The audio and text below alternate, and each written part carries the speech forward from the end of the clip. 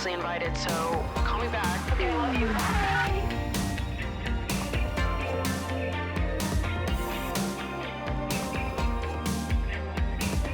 What's up, you guys? Welcome back to Emotionally Online, the show for spilling guts and sharing secrets, hosted by yours truly, the one and only Maddie Drosbeck. Sleepover vibes, motherfuckers. I'm ready to chat it out, all right? I'm feeling cozy today. I've got my sweatset on. The sun's going down. I've got candles lit. My disco ball's shooting lights all over the room. It's really starting to feel like spring, summer. Not necessarily in temperature, but in vibe and in scent. Does that make sense? I feel like I walk outside and I'm like, I can smell it. The seasons are changing, which I love. I feel like so many of my memories are like, I can smell it and I'm like taken back immediately. So it's just been smelling like spring and summer to me. I've been living and loving for it. And yeah, the vibes are right today. I've been watching so much reality TV. I think once Love Island finished for the season, I was like, what am I going to do?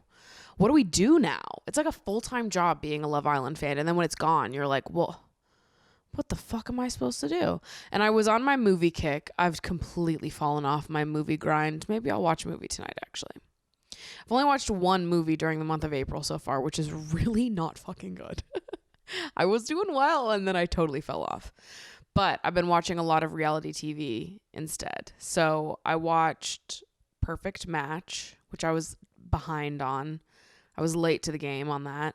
And then I watched Love is Blind season 4. I'm almost done with it. I have to watch like the finale episode and then the reunion, which I'll do tonight. But I don't know how I feel about either of those shows. I liked Perfect Match. I don't know if I loved it. I think, I don't know, like, is my reality TV bar just set so fucking high because of Love Island? I just feel like any other dating show, it's like, it's not fucking Love Island. They're not locked in a house for 2.5 months on camera every single day. Like, it's just, there's not enough psychological torture for me, you know? There's something extra spicy about Love Island because of how deeply unhinged the entire concept is. Like, Perfect Match was fun because it's a bunch of people that you recognize from other reality TV series, but I think the production kind of flopped because they waited so long to put the series out that you kind of already know what a lot of these people are doing and who they're dating because they're all already public figures. So I'm like, I feel like if you're going to do a dating show with a bunch of public figures like that are already well known and have thousands of followers, you kind of have to like put the show out pretty soon after filming it. And it was airing like a year after filming, which is a long fucking time. Like, if Love Island can put out episodes like literally, they're probably like 36 hours ahead, 48 hours ahead at max, but they're churning those bitches out. Like, I just feel like Netflix has the ability to do like a well-oiled production like that, you know?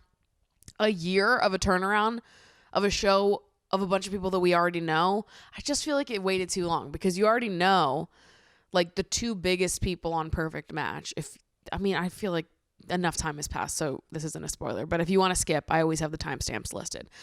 But like with Perfect Match, I feel like two of the biggest couples in the season were like Francesca and Georgia and Dom. And we already know that Francesca's in a long-term relationship because it's all over TikTok. And we also know that Georgia is because she's dating Harry fucking Jowsey now. So obviously we know that it doesn't work out for either of them. And these are like the couples that we focus on the most in the show. So I was like, I like the not knowing. The fact that I know it's not going to work out, it kind of like ruins some of the fun for me. But whatever, I guess. Also, I will say there is some part of like casting people that have already been on reality TV to do a dating show that I'm like, are these people, has the clout like fountain dried up and they just like need something to do? Because I felt like And I know that people do this on every reality TV show, but I like when I can't tell, right? Like if you're gonna be like plotting for the storyline and to get the money, I don't want to know that you're doing that. But I felt like in this series, it was very obvious. It was very fucking obvious who was like trying to give us a storyline so that they can win the money. You know what I'm saying? And I just feel like, I mean, obviously it didn't work, but it felt obvious that that's what was happening. And I just, if someone's going to do that, I don't want to know. I do not want to know that you're like in there plotting for the money. Anyways, so I finished Perfect Match and then I was like, well, Love is Blind season 4 is all over my homepage. And I watched Love is Blind season 1, but I never watched 2 or 3 because I kind of hate the premise of it. But because I watched Perfect Match and I was like, damn, a lot of these people are from Love is Blind and they're literally insane. So maybe I should watch Love is Blind. So then I started watching Love is Blind season 4. And can I just say, Micah and Irina are like two of the meanest people that I've ever witnessed, maybe in life, but absolutely on reality TV. They are just like so unkind, textbook mean girls. I was kind of shocked. Like every time I see people behave like that, I'm like, what is actually wrong with you? Especially when they're like adults, like they're fully like 25, 26. And I'm watching this being like, they're fucking my age and they're acting like that. And like the edit can only do so much. People love to blame it on the edit and be like, well, they cut it all out. They made me look bad. The edit can only make you look so bad. When someone's crying on the couch because they feel overwhelmed about the process and like hurting someone's feelings and whatever, and you're sitting there like making eye contact with each other, snickering and being like, that's a lot. Like it's funny that someone else is sad. Like that wasn't the edit that made you look like that. That was all you that made you look like that. And I was so just like, oh, what the fuck? I was so put off by that. I was kind of pissed that they both ended up in couples that brought them to the honeymoon because I was like, oh my God, get these girls out of here. How did they both get chosen? But I was like, of course they both got chosen. I'm like, I don't know if production was like, we got to get these two in there, or if it's just like, if that really was how the cookie crumbled. Because I'm sure production was like, these two are awful. We got to get them in there. So, geez, it was hard to watch though. I was like, you guys are miserable and so fucking mean. And for what? For what reason do you have to be mean? But I'm like, when people know they're going on reality TV, do they not like think at all about how they're going to be perceived? Sometimes I just feel like I watch people on reality TV and I'm like, do you guys really think like less than the average person? Because I feel like most of us would be very aware of how we're going to be perceived on reality TV and would probably be trying to put our best foot forward at the very least. That's not to say that you're always going to look amazing in the heat of the moment when like emotions are involved, but like, I don't know, when people are just bullies like that, I'm like, did you really not think about what was going to happen if you acted like that, if you treated people like that? I don't know. And then later on in the series, Jackie, is like so awful to Marshall. And that was also really hard to watch, where I was like, what the hell is going on? Where are all my nice girls at? Where are all the nice, sensitive, cutie girlies? Because they're not on Love is Blind. But the entire premise of Love is Blind, I'm like, I would love blind dating. I think blind dating alone is super fun. I would be very interested in doing like a blind dating experiment. It's the marriage thing that I'm like, well, you lost me. I'm like, I'm into blind dating, but I'm not out of my fucking mind. Like, I would blind date. I would go to the pods, have a little fun. There's no way you're getting me to be engaged or marry someone, which I get is like why it's an entertaining reality show, because the stakes are so high. But I've like thought about applying to the Circle before. I've said this because I love the Circle. But then I'm like, what if I applied to Love is Blind? Because it would be fun. It would just be a fun experience. But I'm like, yeah, I'm not getting married. No shot. But I think a blind dating experiment is fun, perhaps traumatic. But I don't want to think about that. I just want to think about like being able to date a lot of people behind a wall. I think that's fun as a premise. It just sounds like, I don't know, it's like a video game. It's just like a fun little activity to me. We're not going to think deeper about it, okay? I understand that it could be the worst thing ever. And then while I've been watching Perfect Match and Love is Blind season 4, I've also obviously been watching RuPaul's Drag Race.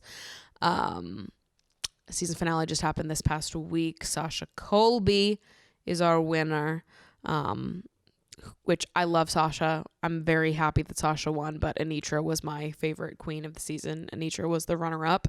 I'm just an Anitra girly. I just felt very connected to her. I felt like we're on similar wavelengths.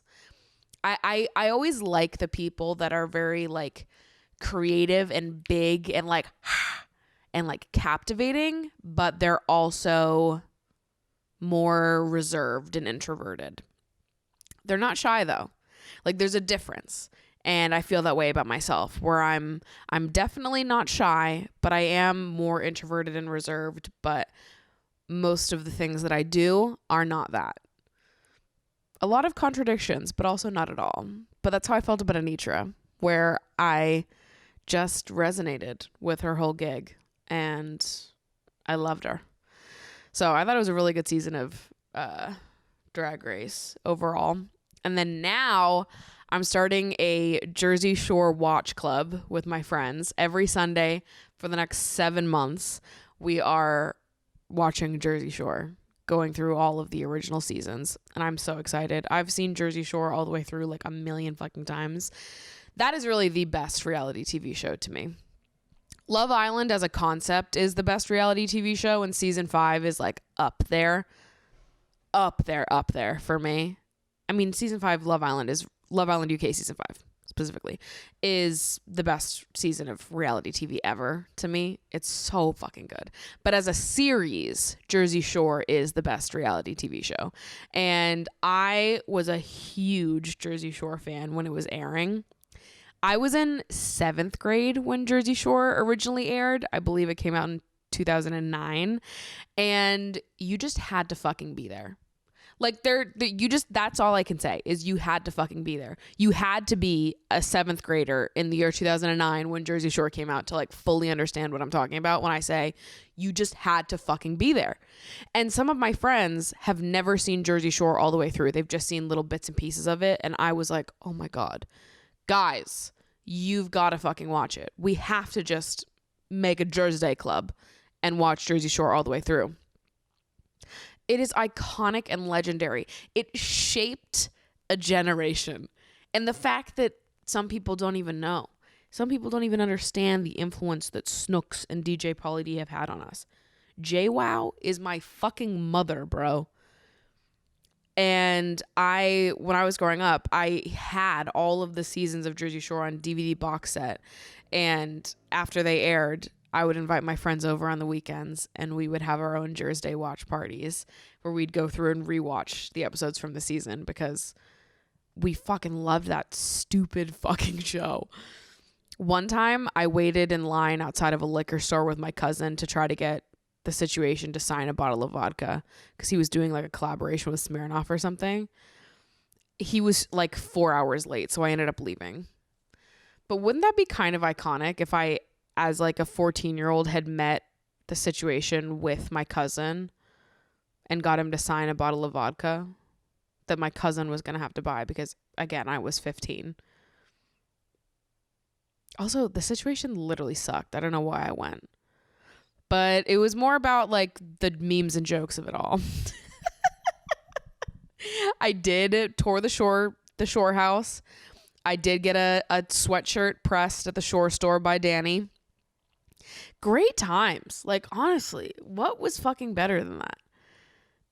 And I feel so lucky, so blessed to be able to share Jersey Shore for the first time with some of my friends. I cannot believe there are people out there that have not experienced Jersey Shore all the way through. Today's episode of Emotionally Online is sponsored by Beducated, our very first sponsored episode of the podcast. And of course, it is sponsored by our friends over at Beducated, who I know and love dearly.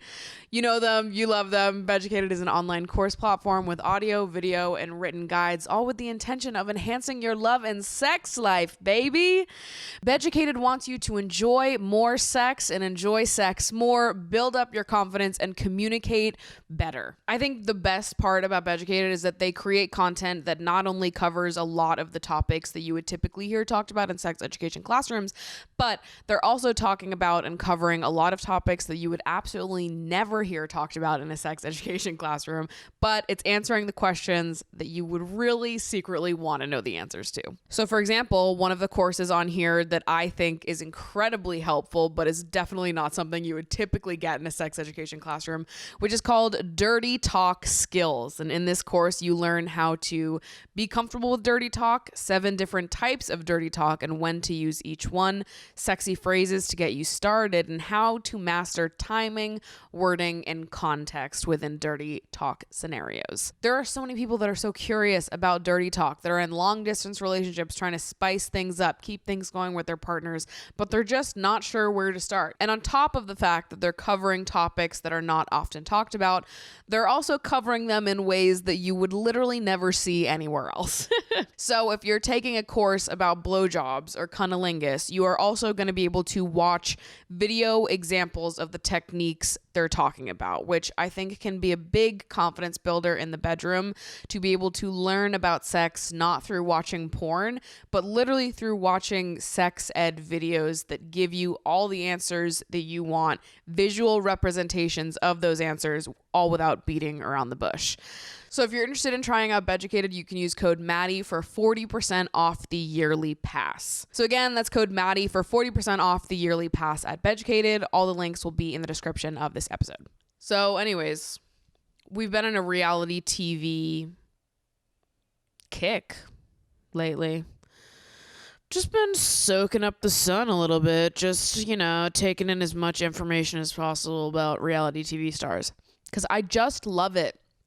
Like, people who are anti-reality TV, you don't get it, babes. You're not seeing what I'm seeing, all right? And if you saw the vision, babes, you would know exactly what the fuck we're talking about.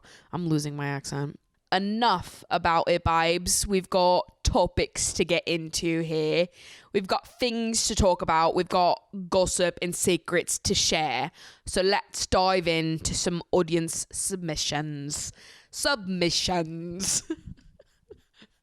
If you don't know, there is an audience submission box linked in the description of every single episode, as well as on the Emotionally Online Instagram at Emotionally Online Pod. You guys can submit advice requests, questions that you have for me, if you want to know if you're the asshole, drama that you have going on, just literally anything that you'd like to share with me. Feel free to drop it in the submission box. We are at a sleepover. You are allowed to share whatever is on your heart and mind, all right? What's said at the sleepover stays at the sleepover. Everything is anonymous. So get in there and start submitting. So I'm in my early 20s and I've never had sex before.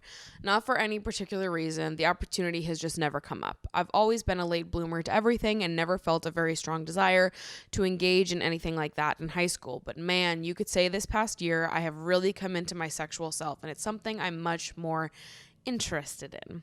Mentally, I'm ready to, but I'm kind of worried about the pain, so I was thinking about buying a dildo to get used to it. The thing is, I still live at home with family, so, is that weird to use toys when your sibling is in the room, right next to you? What are your thoughts and recommendations? Love you.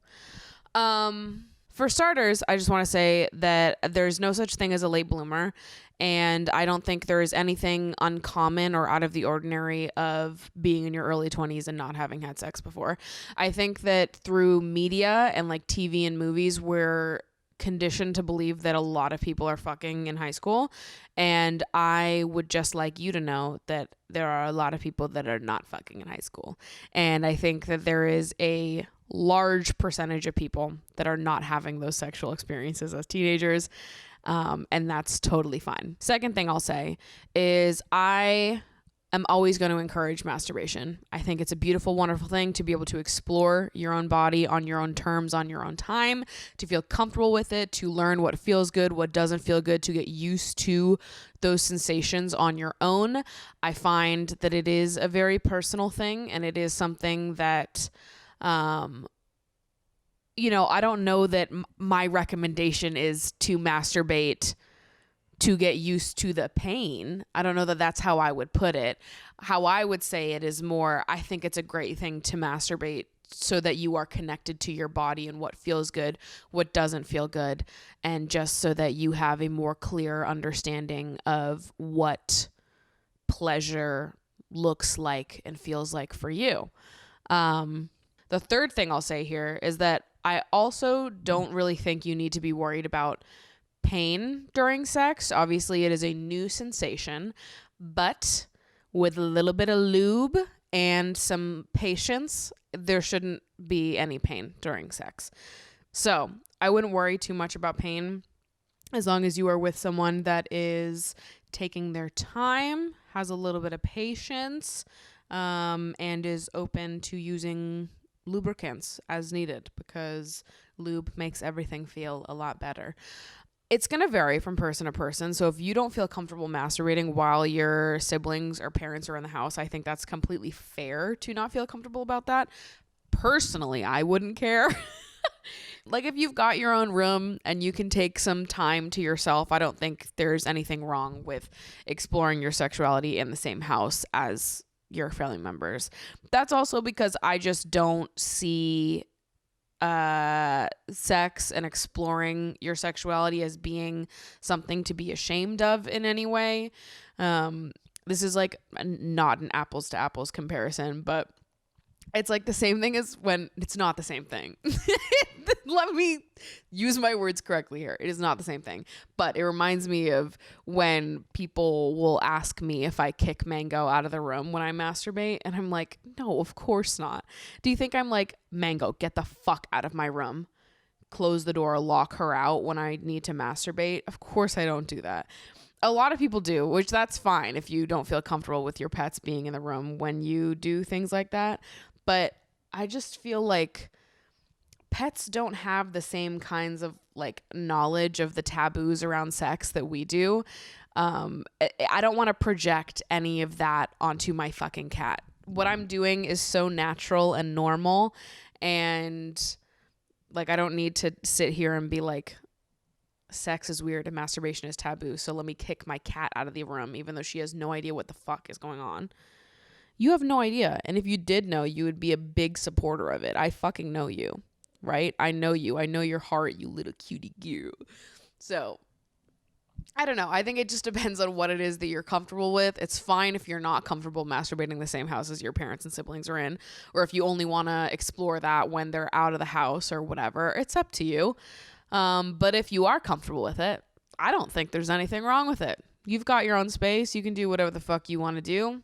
Lock your door. Or if you don't have, I never had a lock growing up, but I had good ears, and my house would creak a lot. So if somebody was coming up the stairs or I heard them walk down the hallway towards my room, I would, just settle my business really quick.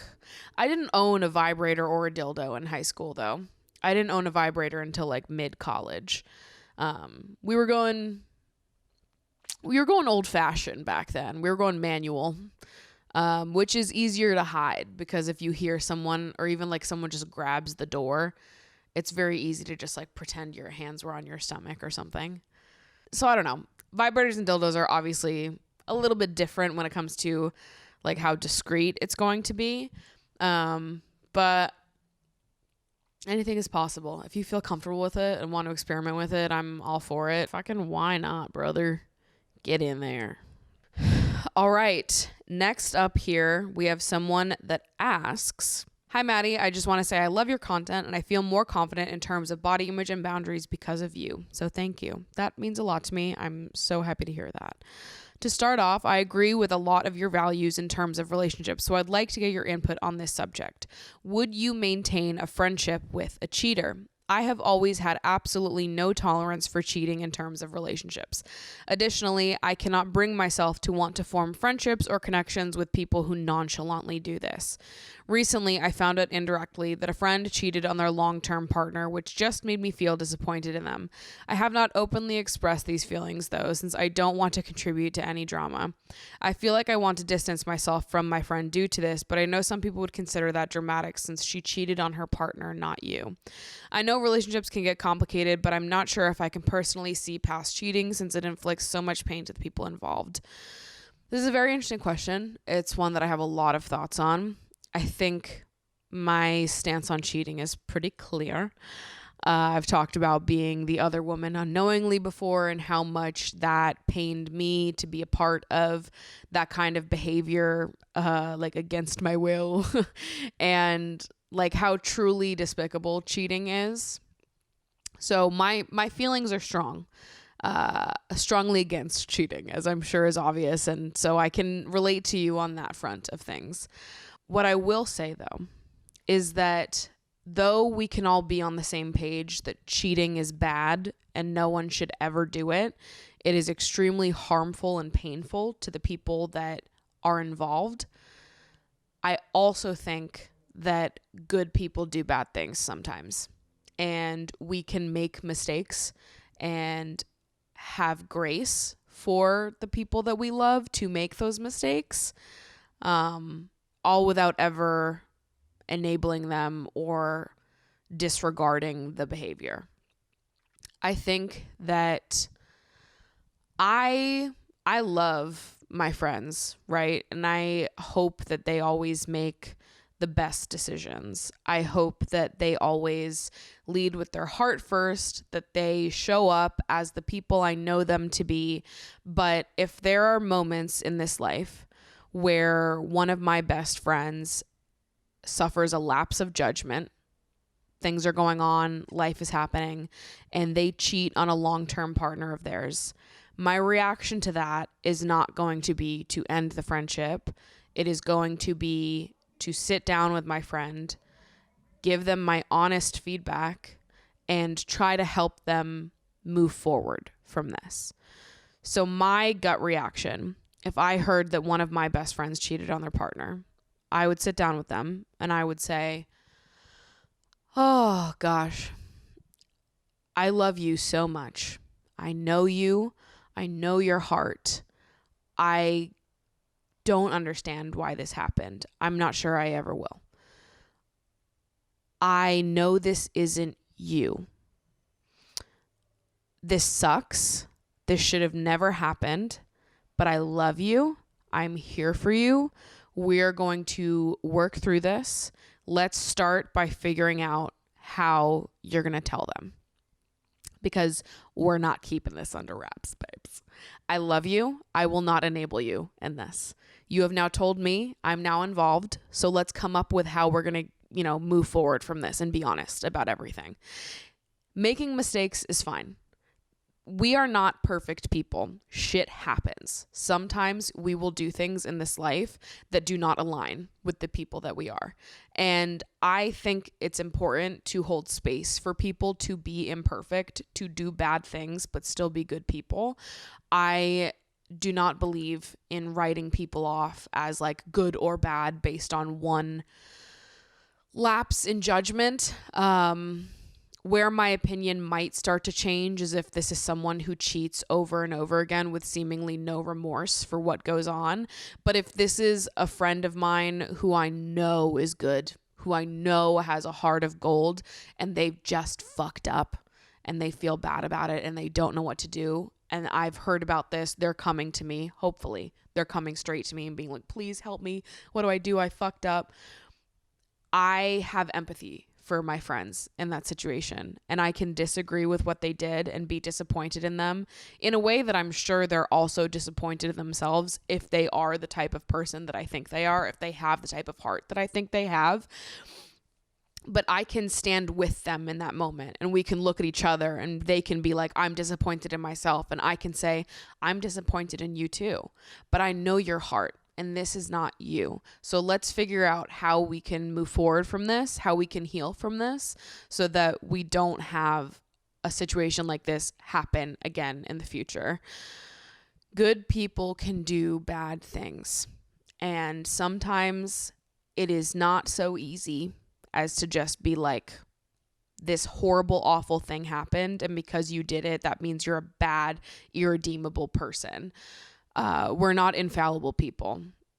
Sometimes we fuck up. And even the people that I look up to the most in the entire world, even my closest friends that I think are literally the best people I've ever met, they will make mistakes in this lifetime. I will make mistakes in this lifetime. And I only hope that if I ever make a mistake that's really bad and that sucks and that it's against my morals, it's against all of my friends' morals, I only hope that in those moments, that will be the time where my friends show up for me the most. If I fuck up so deeply, I go against all of my morals and values, I go against all of my friends' morals and values, I think that in those moments, that's where we get to really show up for each other and show like what friendship can and should look like. I think that it is hard when things happen and people you love behave in ways that you really disagree with. But I think as long as the person is remorseful, that like it can be worked through, and like shit happens sometimes. I would love to live in a perfect world where everyone that I love and look up to doesn't make any mistakes, but that is unfortunately not the world we live in. And like, we're just not perfect people. And I don't think that we should hold ourselves and the people we love to those standards. We can hope that we do. We can work towards that. But if it doesn't happen, my heart just says that you should be there for your people in those times. Let's talk about it. Let's figure out why this happened, where your head was at when this all, occurred. Let's find a way to share this with your partner, and I will be there for you through this process. I love you. This does not make you a bad person, but you did a shitty thing. You did a really awful thing, and your partner deserves to know the truth. And maybe you guys can work through this and work past it, and maybe you can't. And if you can't, that's something that you're going to have to accept. These are the consequences of your actions, and like, we'll get through them together. I will be there for you the entire time because I know you and I love you. And this sucks, but you're not alone. I'm not leaving you. You dummy. You big Dumbo. Radical empathy, understanding, kindness, unconditional love, having that for people is not always easy. There are moments when you love people unconditionally where you will just sit, you will be on the other end of the phone listening to them, and you will be fucking so mad. Sometimes you'll be moved to tears, you're so mad. I've had moments in my life where I've been on the other end of the phone muting myself to cry because I've been so fucking mad. But I love this person. And I know them. And I know their heart. I look up to them. I admire them. I love them. I love them. And there's absolutely nothing that could ever change that. So I think that we can have strong opinions on cheating, on things like this, because I have strong opinions on it. I think it's fucked. And in most situations, if someone cheats on one of my friends and they're coming to me like, what do I do? I'm telling them, fucking leave them 9 out of 10 times. I have very strong opinions about cheating.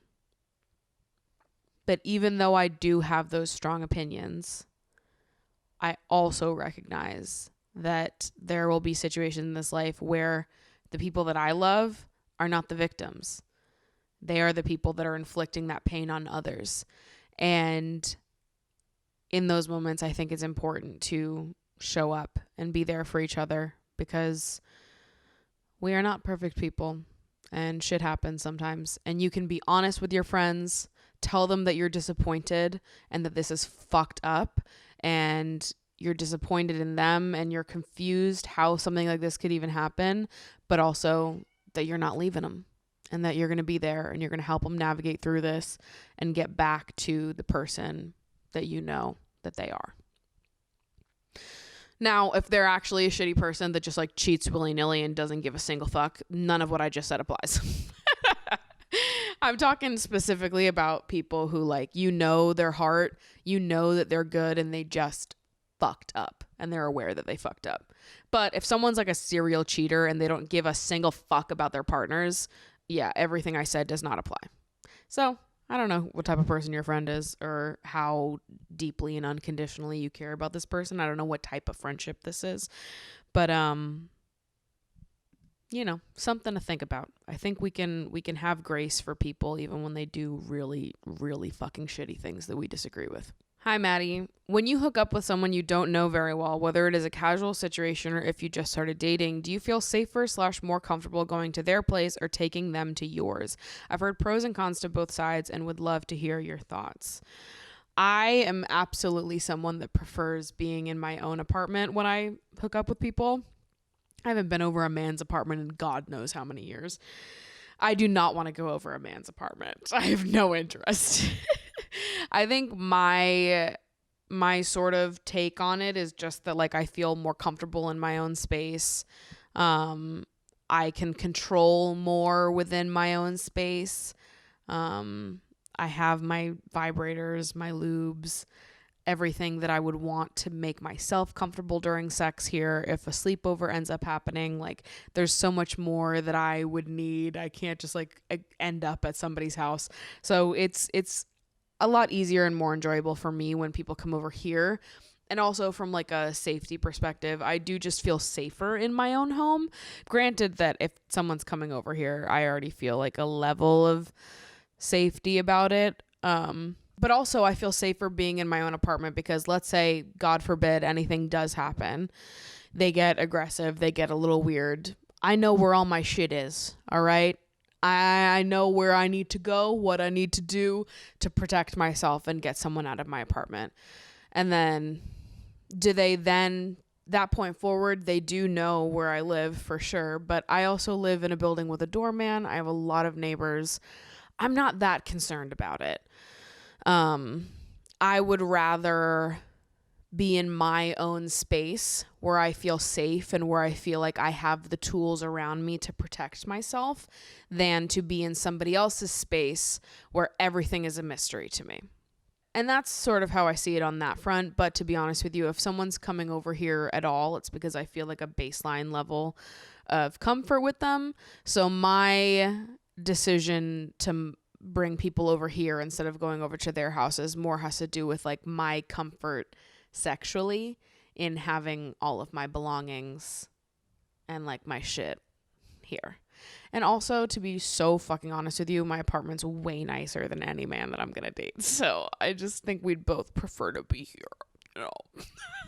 Hello. First of all, I just wanted to say I love your content. I feel so grateful to have found you in this little corner of the internet. Anyways, I just wanted to get your take on the whole right person, wrong time thing. 2 years ago, I matched with this guy on Tinder. We met up a few times and really hit it off. He was super sweet and I was starting to like him a lot. He told me he wasn't looking for something serious at the time and still had a lot to figure out for himself. I respected his decision and told him I appreciated his honesty.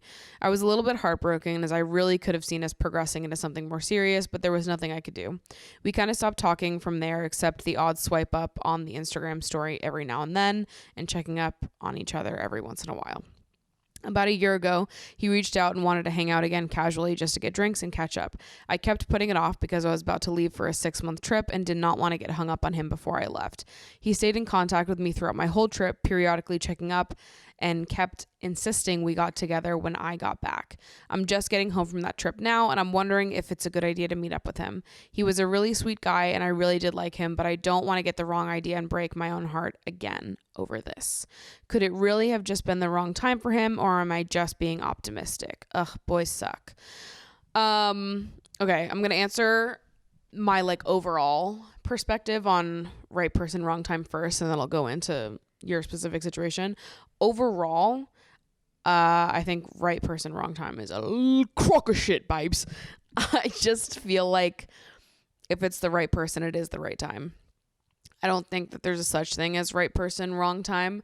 I think that the wrong person can become the right person, but if it's the wrong time, it is the wrong person.